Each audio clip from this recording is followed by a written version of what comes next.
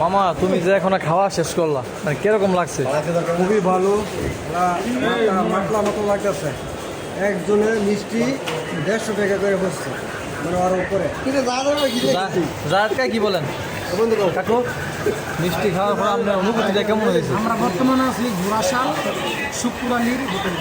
গালে হাত দেন কেন? অনেক নাম শুনছি, আজকে সরাসরি লাইলাম খেতে। আসলে নামের সাথে মিষ্টির একটা সম্পর্ক আছে।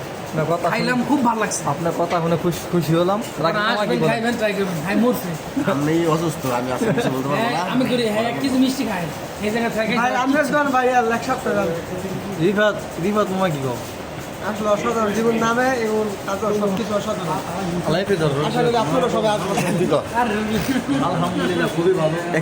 এখানকার ওয়েটারগুলি কিরকম? অনেক ভালো আলহামদুলিল্লাহ খুব ভালো। বলার আগেই পাওয়া যায়। এদিকে ধরো। আমাদের ধরো না রে।